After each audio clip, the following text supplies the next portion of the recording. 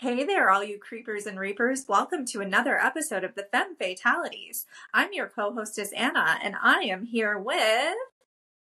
Hello, Gravelings and Frightlings, and do we have a super interesting cast for you? We're going to be exploring the satanic deeds of serial killer ex-glam rocker. What movie are we talking about today, Anna? We are talking about Longlegs. So, boys and girls, get ready. First and foremost, triggers, religiosity, blood, serial killers, child death, familial death, institutionalization. Am I missing anything, Margaret? What is it? Matricide? Oh, yeah. Yes, she kills her mother. Some really bloody kills, but nothing that for horror fans you're like, yeah, that was a satisfying kill. Oh, that was so creative.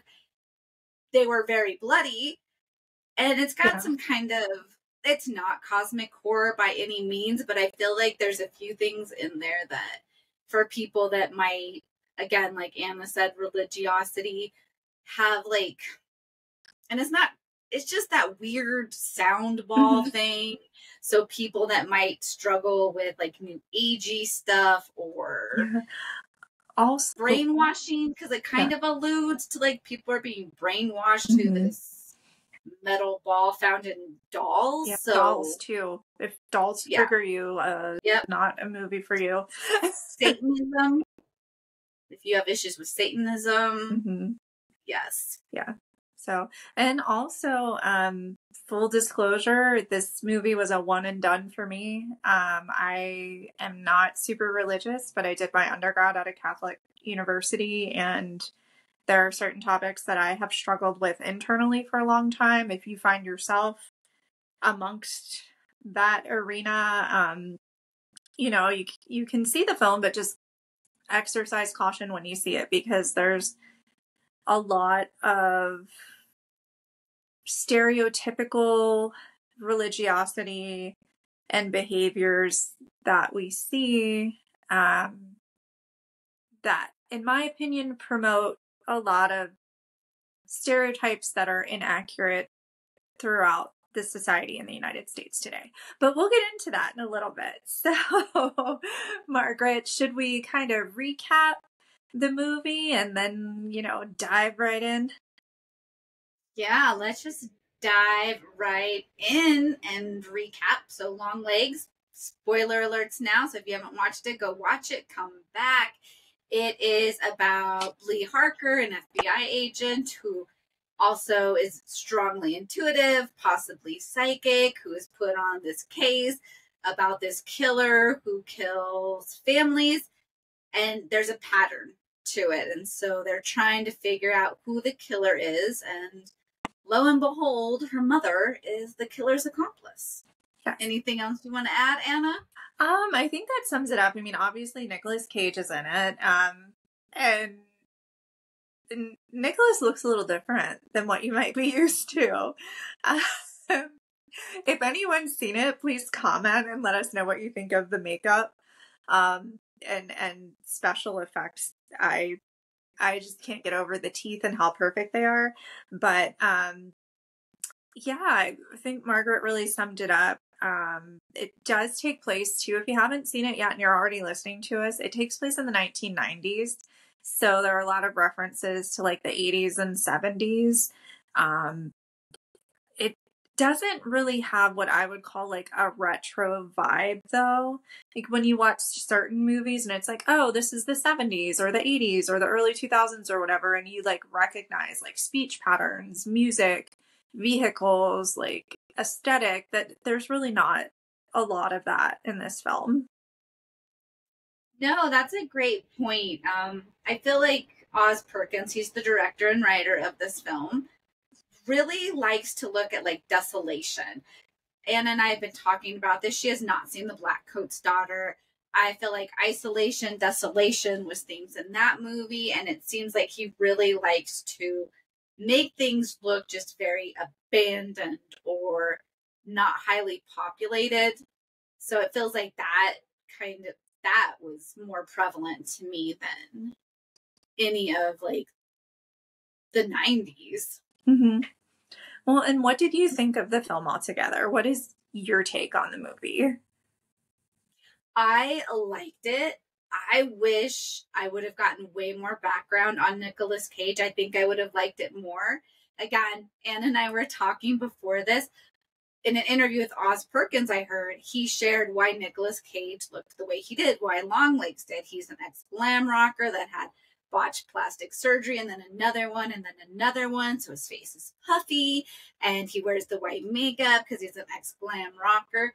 I think that would have been helpful. And then also that Satan found Longlegs. Longlegs didn't find Satan. I wish that would have kind of like came in a little bit more, or the sound balls and the dolls' heads and how that even worked. There was it brought in like this supernatural element that I really would have wanted more context to. Overall, I enjoyed it. Silence of the Lambs way more, because he has also said this is his Silence of the Lambs. Mm-hmm. It doesn't compare. What did you think, Anna? Well, so the Silence of the Lambs come out, like Margaret and I were talking before we started recording, and we can remember being kids when Silence of the Lambs came out and being scared like shitless from the movie, right? So going into that, like if you're a Gen Xer like Margaret, you're a millennial like me, you know you were a kid when you saw Silence of the Lambs, and you're going to have a really high bar if you go into this movie thinking, oh my gosh, it's going to be the new Silence of the Lambs. It's not. Every artist has a different take and interpretation, and they show that through our work. So I think I kind of went in with this expectation, and it didn't really jive with the movie. It's not really kind of the genre or the theme in horror that I tend to follow. I just personally am not really into like a lot of the strongly based occult type stuff, especially when it personifies delicate stereotypes that may or may not be accurate.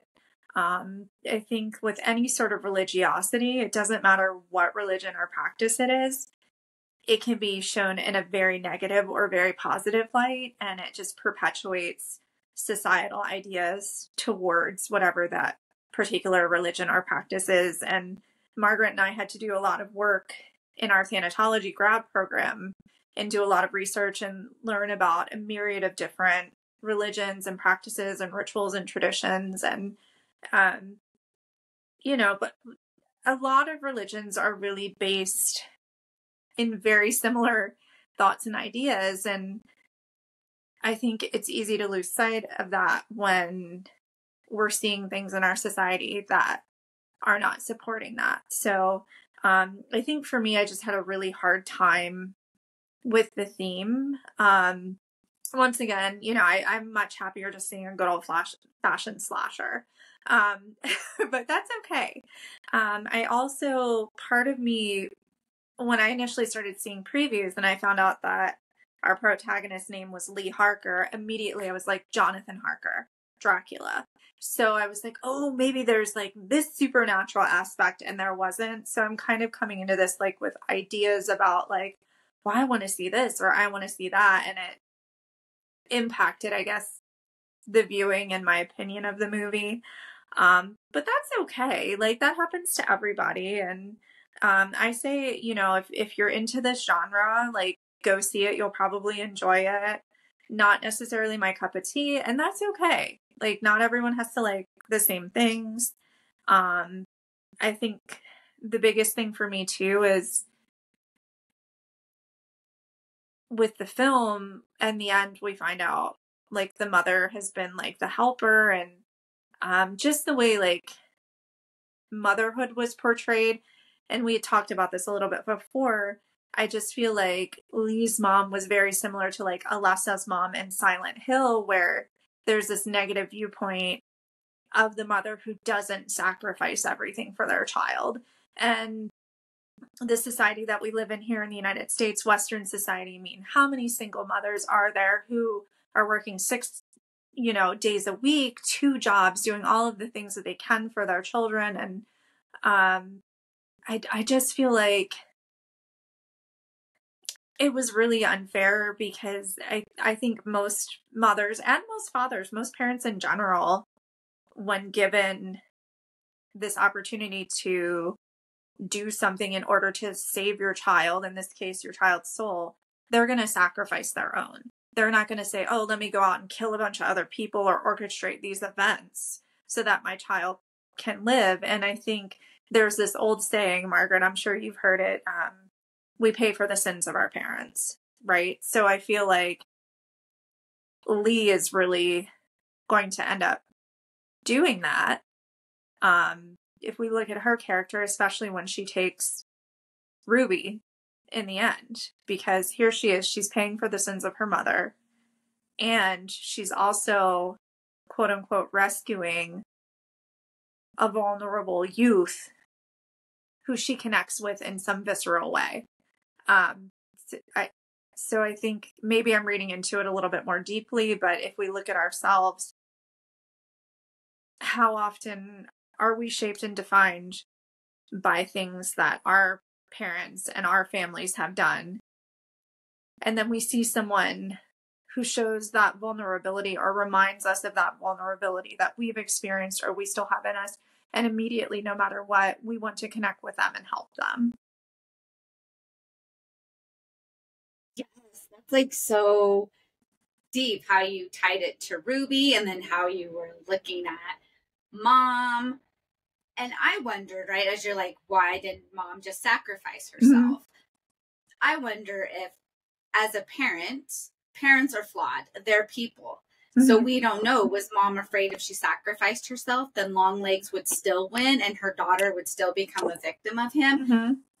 The movie alludes that, like, Mom needs Lee in a lot of ways. Like, even Blair Underwood's character is like, have you checked in with your mom? Yeah. So it seems like there might be some sort of like codependency there. A single mother raising her child. So if she sacrificed herself, none of her needs are getting met. Even when Mom's like, I've saved all your stuff. Yeah. Almost alluding to like some hoarding. I was like, okay, Mom didn't sacrifice herself because Mom needs that relationship. Mm-hmm. That's probably one of the only relationships in her life. Then I want to go back because you were touching on religion and I was checking my notes, and what came up for me in the religious parts is our fear of evil, how we explain evil in others. So then we're looking at like Longlegs is evil. Mm-hmm. He's satanic worship because that's how we try to explain away our own fears. Like, we are afraid of evil, of the devil. We've been taught that.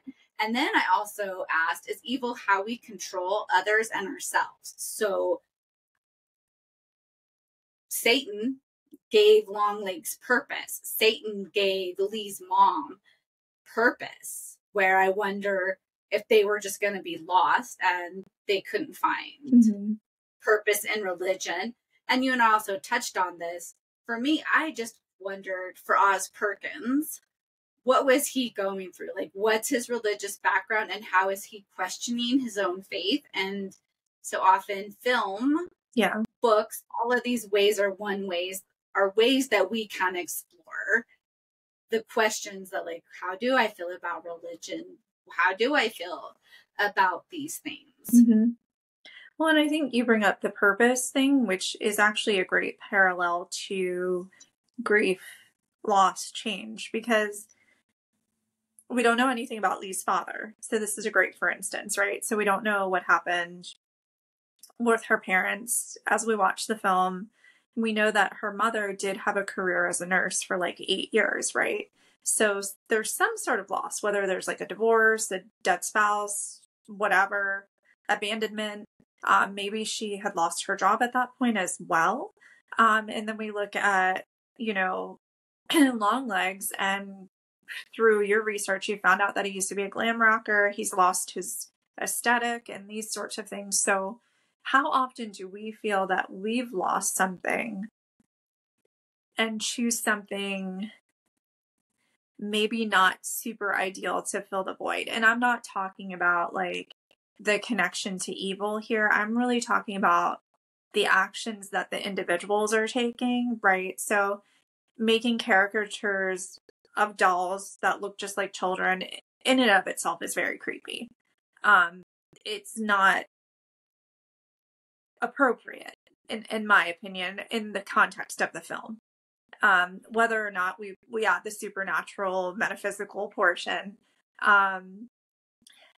portraying yourself as someone who is going to benefit a family in rural America or, in the inner city, anywhere, and then you come in and you wreak havoc, that's not okay, right? So this purpose that they're looking for, sure, it gives you some sort of sense of fulfillment at the moment, but then when it's over, it's like, oh, I have to clean up this mess, and then I have to do it again, so I can get like that feeling, I can get, the serotonin, the dopamine, all of those things, and then clean it up again and do it again and just keep doing it and doing it and doing it. So like, right, if you're grieving or you're going through some sort of change or loss, how often are you like, okay, I'm purposeless, let me do this? And then you do something that maybe is just a temporary fix or to help you feel better for the moment. Once that moment's gone, it's like, oh, okay, well, I just spent a bunch of money on something I didn't need, or I just screamed at someone and it made me feel better for the moment, but now I still feel like I don't have any purpose. And I have all these other things to deal with. And I think that the repercussions that we see with these characters in the film, right? So we look at Lee's mom, and initially in the movie, when I see her, I thought she had early onset dementia because of the hoarding, because of her behavior. But no, she's just kind of hanging on to things and participating in these really impulsive and, kind of consistent behaviors. And we look at Longlegs and it's like, okay, well, you're living in the basement, not doing anything fulfilling for yourself. So there's like a lot of repercussions of like this purpose-driven behavior that maybe is not central to who they are as individuals, right? Because you have an outside influence. And once again, I'm not commenting on religion or behaviors or rituals or anything like that. I'm just saying that when you're in a situation, you feel hopeless, you feel like you've lost purpose, it is easier to be influenced or select something that is not what you normally might choose, yet you still have to deal with the repercussions and you're still not able to address what's going on with your authentic self. Yes, you touch on such a valuable point about those life losses and the grief that we experience when we lose something like our purpose or our identity. Because with Longlegs, he's lost his identity. We're not sure with Lee's mom. We know that she's had some sort of loss. She's lost her career. We don't know what happened to Lee's dad. And like you touched on, there's some sort of psychological something happening for her because of the hoarding, because she's at home just watching TV. She seems out of it. I also wonder the trauma of, right, she's doing what she thinks is best for her daughter and then having to lie to family after family and watch them murder each other. And like how she justifies it, of course, is I do this for my daughter. Yeah. That still carries like a heavy burden, almost to where we see her where she's pretty disassociated when they show up at Lee's boss's house. She's just almost like she's like, okay, game face mode. This is what I have to do. And she can't even switch to my daughter's an adult.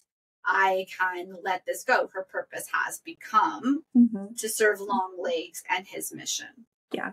Although I do have to say, even though the movie took place in the 90s, like, if someone showed up at my house in a habit and they're like, yo, I have a gift for you, I'd be like, I think you came to the wrong house. I would not be excited. I would not be like, come inside. I'd be like, you might need to leave now. Like, it just, to me, it's like how trusting the people are. I found very surprising. But I think, once again, our generation's stranger danger, that was a huge thing. So I was kind of surprised. I'm like, these families are like 80s and 90s. I grew up in the 90s. Like, don't let a stranger in your house, no matter who they say they are. So it just, to me, was like, what? And especially, like, you know, Blair Underwood's character, Carter, I'm like, you're a freaking FBI agent. You're just going to let this lady in your house? Really? I think that's where, like, the ball thing or whatever like, was trying to, like, stuff make sense. Like, once it's in your house, like, it's starting to control you, which the ending I thought was weird. So Lee shows up. Why does she let Carter kill his wife? Why doesn't she? I was like, why does she not intervene before that? She knows what's going to happen. Why doesn't she shoot the doll to see if that does anything? I was like, is she just in shock and she doesn't know what to do? Like, she could have saved that little girl's mom. So in the movie, it's like there's this theme of, like, grief of absent parenting. So I wonder, as we were talking about, like, 80s and 90s, is this our filmmakers' way of trying to explain the absent parents that weren't involved? Because I'm guessing that also, if somebody showed up when I was 9 years old, like, look, hey, I got this doll that looks just like you, I'd probably be like, okay, yeah, cool. And my parents would have been like, yeah, cool, because there was this lack of parental involvement. So I'm wondering if that was a way to explore, even there's something going on with moms protecting and moms not protecting that. And even it's some weird family stuff going on that you're just kind of like, and that's when you'd ask, would I watch it again? I was like, I feel like it is one of those movies that I'm not getting all the information in the first watch. I might watch it again and still not get it, but there's something with that, like, mom-child relationship, dad-child relationship. Well, and think about it. I mean, the 90s in particular was the era of the latchkey kid. Like, I was a latchkey kid. Although I do think, like, for me, if someone would have shown up and I was that age, I would have probably sucked the dog on them. Just because I know that sounds kind of like country a little bit, the way I said it, but just, you know, it was very, like, stranger danger was a huge theme when I was growing up. And, you know, we lived in a town that was shifting from being rural to more of a city. And now I still live in that town. It's very metropolitan now. So I've seen it change and lots of things happen. But I think just that shift was making, at least, like, I would say, like, my parents and those that kind of lived in our neighborhood more aware of what was going on in the world. And, you know, every family in my neighborhood was, like, you know, working people, just regular people. And so I think part of it, just, I thought it was so strange. Like, why would you let someone you don't know in your house? But I think that a lot of that is my upbringing too. If it was that, like, we often trust religious people, especially in rural, right? Where the religious people, oh, you're a nun, oh, you're a preacher, so they almost have this level of trust. And so then again, I'm curious about, was the filmmaker, does he have some where that trust has been violated Yeah.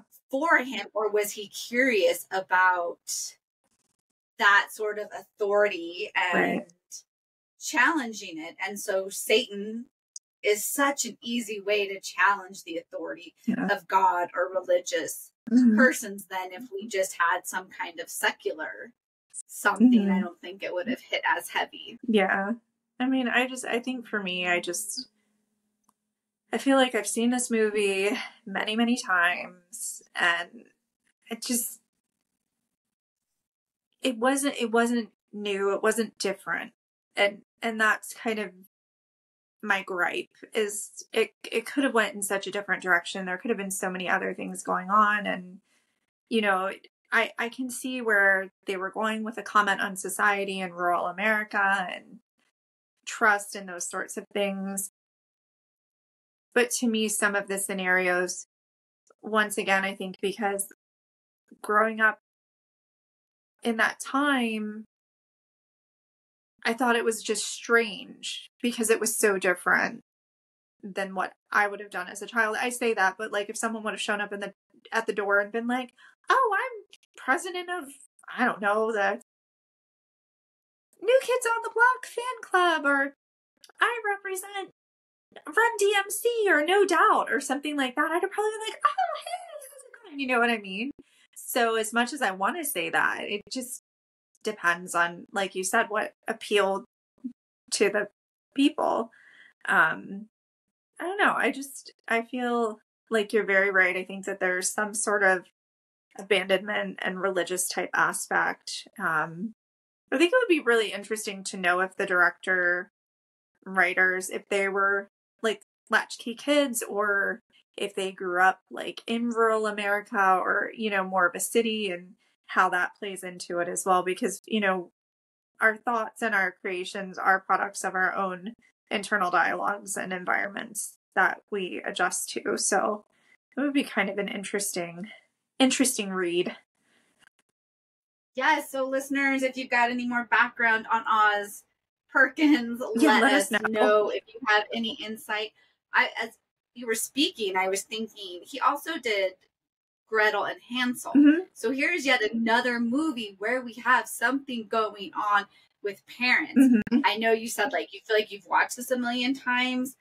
I love his direction. I love his bleak sort of landscape that he creates with these muted colors and this just kind of dreariness that we could say is a reflection of life. So I think this is one of those movies where we actually just agree to disagree. Yeah, and that's okay. Like, not everyone's gonna like everything. And it's funny, we were talking about this, like everyone has that one friend. We're not each other's, but we both have that one friend where if that person doesn't like the movie, then you're going to, and if you don't like it, they will. Because not everyone likes the same things, and that's absolutely fine. And it makes for great conversation as well. And I mean, we can totally agree to disagree. I mean, and that's, I have to say, like, it wasn't for me, but I will gladly watch Silence of the Lambs anytime with you if you want. So yes. Yeah. There might be a future cast. Yeah. Well, and honestly, that's the other thing too, is when you think about it, like Buffalo Bill had trademarks. Like to this day at work, if someone puts lotion on their hands, I'm like, it puts the lotion on its skin, or it gets the hose, and everyone laughs because the reference. I feel like Longlegs just didn't have that same chutzpah, that Buffalo Bill had. There wasn't that kind of endearment and those sorts of phrases that we all associate with Silence of the Lambs. And I think that's what made the film so successful was, the subject matter, the visuals, the things that you remember, those catchphrases that even 30 years later, we're all still saying. Do you feel like Silence of the Lambs hits differently? Because here we have Longlegs, who it's a writer-director. Oz Perkins wrote and directed. Silence of the Lambs is based on books by, I can't think of the gentleman's name. So his book is then brought to screen by, was it Brian De Palma that did Silence of the Lambs? So do you feel like that might be why there is such this contrast? Because Silence of the Lambs is somebody's interpretation of the book, where Longlegs, this is all from Oz Perkins' mind. I feel like that could be as well. And sometimes I think it's almost beneficial to have a different author and director, because oftentimes when you hire a director for a film, they know what the public wants. They know how to convey the message in a very specific way to the viewer. Whereas if you've written the work, it's more difficult because you know what your vision is. And I know this is a very strange comparison, but like I've probably mentioned before on the cast, former career life, I was in jewelry, and if I designed something, it was very hard for me to change anything for a client because that was my design. That was my idea. That was coming from me. Whereas if someone brought a picture in and they're like, oh, hey, can you swap out those sapphires for rubies and, you know, make the width of the setting 2.1 millimeters instead of 2.7, I'd be like, okay, let me see what we can do, because it wasn't of me. So I think sometimes if we're creators and then we're trying to produce it in a different way, it becomes more difficult because we see our vision and that's what's right in front of us. And it's harder to take the blinders off, perhaps. Because I'm sure the film made like 120% sense to him because he wrote it. But not having read any of the writings, this being like the first film that I've seen by this particular person, I just felt a little bit lost and confused because at first I was like, oh, these visuals kind of remind me of Rob Zombie's. And I'm like, oh, maybe it'll be like Rob Zombie. And it wasn't. So anything I had to compare it to, it just wasn't lining up. Like the tracks were at the station, but they weren't quite lining up with the trains for me. Such an insightful viewpoint. I think it really depends on the writer creator and what story they are telling. And like it's sometimes I think they have it, like they write it and direct it because it's all up in their head. And like you said, being a creator, that's your baby. You don't want to take something out of your head and give it to somebody else who could have a completely different take on it. Because, right, it's your story. And it, like you said, it gets so personal. So it's very interesting to see in movies where it can actually have the same writer director and it works, and other times where there's just something that gets lost in translation. Yeah.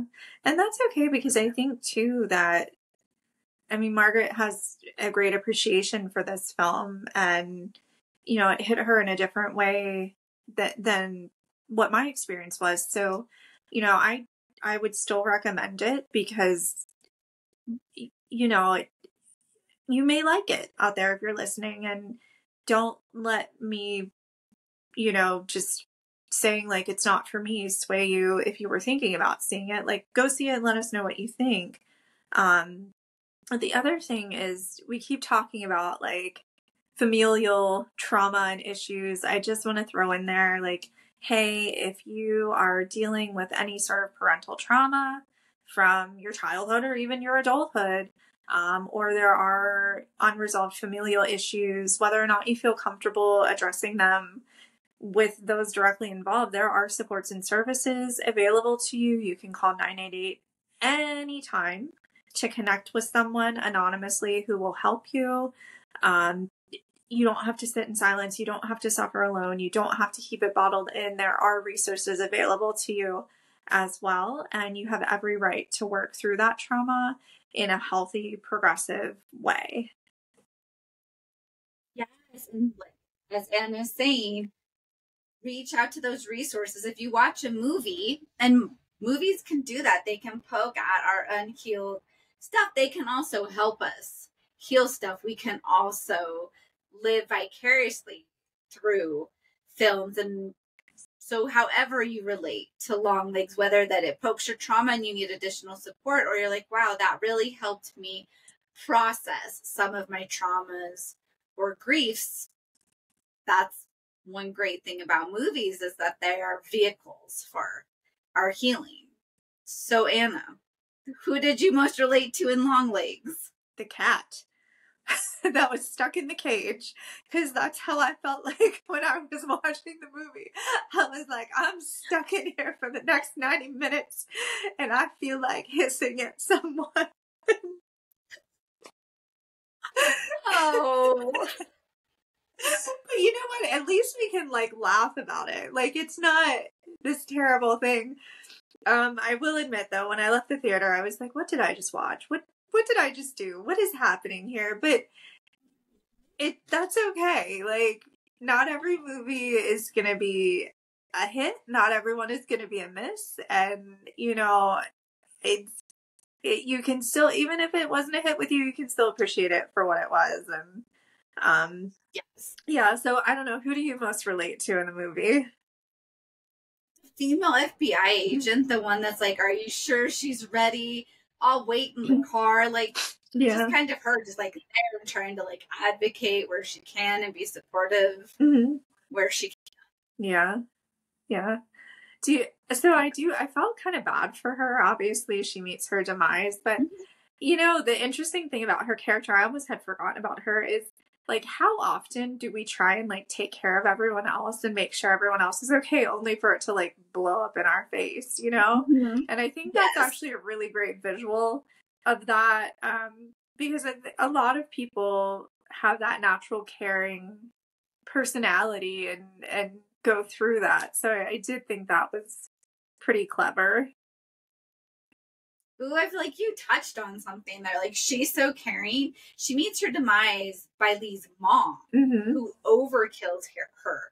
So I wonder if maybe subconsciously or consciously for Lee's mom, she is eradicating a threat.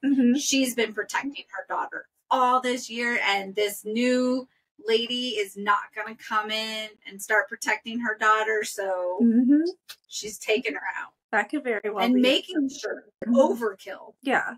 I'm like, well, I think after the first shot, she was done, but okay. Yeah. Just gotta make sure. Oh my gosh. Well, yeah, I mean, definitely, no one in the movie really has super long legs either, so if you were expecting that, don't be surprised. But, yeah, it was definitely, it's an interesting experience. I think we both can agree that it is an interesting experience to watch the film. Yes. Definitely. Awesome. Well, hey, if you've seen it and you're listening, let us know your thoughts. If you haven't seen it and you want to check it out, by all means do so and let us know what you think. And yeah, until next time, stay spooky, eat your coffin cookies, and make sure you close the casket before you go night-night. See you next time. Thanks for listening and watching. See you next time.